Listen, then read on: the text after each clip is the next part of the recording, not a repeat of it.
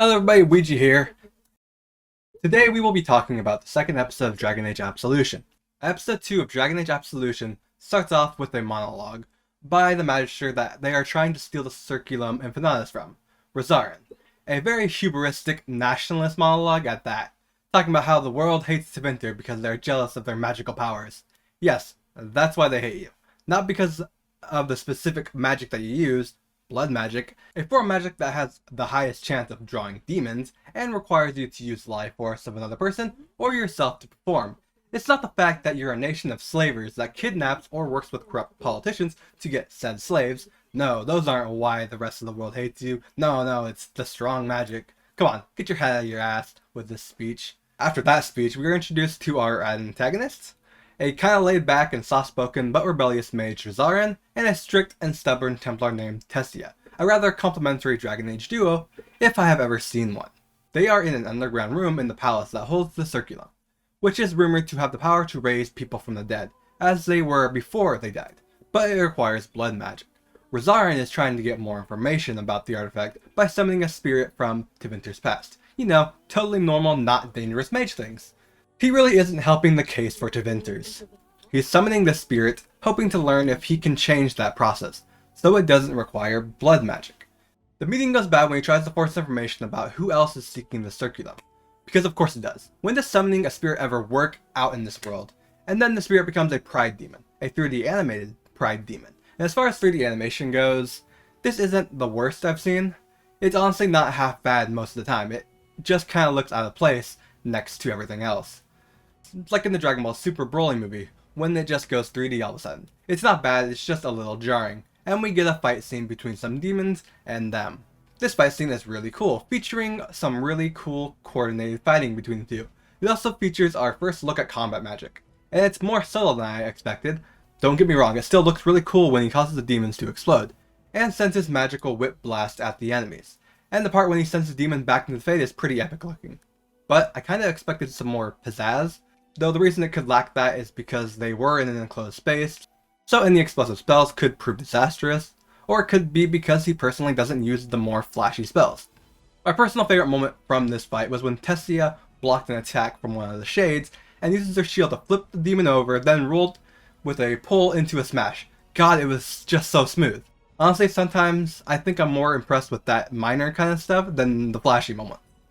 After sending the spirit-turned demon back to the Fade, a fate worse than death if you ask me, a bell rings and it's time for them to go back to attend some sermon. Before we move forward, let's talk about these two characters a little. Rosarin seems to be our typical good mage, as good as you can get with Tevinter at least, driven to less than savory magic due to some sort of personal tragedy. In this case, he lost somebody important to him. Who is this person he lost though? Well, we will get into that later as it connects to Miriam. By the end of this show, he will likely go off the deep end and forsake his ideals of not using blood magic to try to resurrect this person. The one that will likely be sacrificed is none other than our other character here, Tessia. She wants to protect Rosarin from himself, and that will be her downfall. I really like these two characters together. They play off each other very well, and all their dialogue feels very natural. After this scene, we go back to our protagonists, who are putting their plan into action. They are breaking into 3 teams. Miriam, who is protecting the entrance from anybody who might come to the room, Quiddy and Hira, who are sealing the doors to the palace church, I believe, so that the Tevinters can't get out of the room to stop them. And finally, we have Roland, Lachlan, and Fairbanks, who are in charge of getting into the underground room, with Roland distracting the guards while Lachlan and Fairbanks do the actual breaking in. From here, the show goes back and forth between the characters, which works really well in the show itself, building tension between each and every moment, and really shows the window of time that they are working in really well. But for review, it's a bit harder, so instead I'll be focusing on the more important groups, those being Miriam and Fairbanks, as the moments with Hira and Quiddy aren't as important. Let's start with Fairbanks' group. This scene starts with Roland disguised as the Tevinter guard, causing a distraction for Fairbanks and Lachlan, which he does by cutting down a chandelier, then screaming bloody murder. My favorite line from this scene is when he yells for them to tell his wife he loved her. This was amazing, giving me more reason to love Roland. The voice actor did a splendid job in this scene, really overselling it. With the guards gone, Fairbanks gets to work cracking the lock, with Lachlan watching his back. Let's cut to Miriam, who is dumping the dead bodies in a crate and cleaning off the blood when the doors open. At first, Miriam is posed to strike, but upon seeing that it is an elf child coming in, she decides to hide instead. The child seems to know that she is there though, but tells her that it's fine because she is hiding as well from the cook. The child sees the blood, and this is when Miriam makes herself known. The child tells her why the chef is after her, and then we get some flashbacks from Miriam about her own childhood as a slave, of her being abused by some woman for no reason. Not too long after this, the chef shows up looking for the child, clearly drunk. Miriam tries to convince her to leave, but the racist piece of shit just threatens Miriam, commenting on her status, where we get more flashbacks. This time being trained to be an assassin by the same woman from the earlier flashbacks. At this point, I think I figured out the identity of the woman. Not wanting the chef to find the dead bodies though, and blow the mission, Miriam gives up the young girl. Once again, we see her mission first attitude. This time, it's over her own morals, as she is clearly broken up over it. We get the line, "Nobody saves people like us," from Miriam, and fuck does that line hit hard. Before the show cuts to more of them trying and failing to break in, which causes Lachlan to go help Roland as he's been discovered. Then it once again cuts back to Miriam, in anguish, having another flashback. This one of her trainer casting some sort of spirit magic on an elf, presumably the one that has been showing up throughout these flashbacks, and a human man, who on closer inspection I'm pretty sure is Rosarin. Were Miriam, Rosarin, and this mysterious second elf friends growing up? Unable to deal with these emotions, and maybe just feeling guilty about selling out the poor elf child, she does after all look around wildly as she leaves. Maybe she was looking to see if she was still around so she could save her. Of course, this could just be hopeful thinking from me. She abandons her post. This sequence of events was heartbreaking. You can see how much anguish it brought Miriam to have to sell out the child, for the sake of the mission. And the screams the child lets out at Miriam for doing it, with Miriam's foul line before Shastorbing "no one saves people like this," was just disheartening. It really showcases how bad things are for elves in Tevinter. It does all of this while showing us Miriam's own past experiences as a slave herself, which adds another layer of sadness and anger towards Miriam for letting the child get taken, because she knows what is going to happen. But then what was she really going to do about it? Kill the chef and dump her body as well? While it does sound gratifying, it would ultimately, 1, jeopardize the mission, 2, bring more guards to the entrance, putting everybody at risk, and possibly making things worse for the elf. So in the end, Miriam was put in a lose-lose situation, and the show presents that very well, with Miriam's body language. Her head is down, shoulders sagging. She knows what she did is wrong, but what other choice did she have? The show then cuts to Fairbanks and Hera entering the chamber that the circulum is hidden in. Hera manages to break through the barrier surrounding the artifact, but as she is walking to grab it, she is stabbed in the back by Fairbanks. In the last video I mentioned that Fairbanks was the shady rogue that would turn out to be a good person. Well, I was right about half of that. He was definitely shady, but was not a good person, as he betrays Hera, stabbing her in the back as she enters the barrier. I'm a little disappointed with this betrayal because I really liked Fairbanks' character. We aren't given a reason for his betrayal in this episode. I'm sure it will come up later, but given what we know about the circulum, we can make a pretty good assumption. The Infinitus has the power to bring people back to life, so it's likely that Fairbanks has lost someone important to him, and was going to use the artifact himself to resurrect them. My guess would be his wife, as she's the only person that he has mentioned. When he mentions her in this episode, there is also a flash of sadness in his face as well, and I don't think he was going to use it for any nefarious means. What makes me think that? Well, because I don't think he is a bad person, per se. I think similar to Azarin, he is a man driven by loss. The way he defended Miriam in episode 1, and the line before he stabs Hera, indicates that he was honestly hoping things just didn't work out, so he wouldn't have to go through with what he was going to do. And the lines are filled with regret and sadness, with his facial expressions being of someone who has resigned themselves to their actions. There's also the possibility that the Inquisition planned this, and Hera might not be as trustworthy as she seems. That Fairbanks was actually the good one. Wouldn't that be one hell of a twist? After this betrayal, we flash back to Miriam, who is running through the palace, where she stumbles upon Rosarin and Tessa, where we see our final flashback of the episode. This one of Miriam holding a bloody dagger with blood all over her. The camera pans up and we see Rosarin hovering over the other elf, the teacher dead in the background.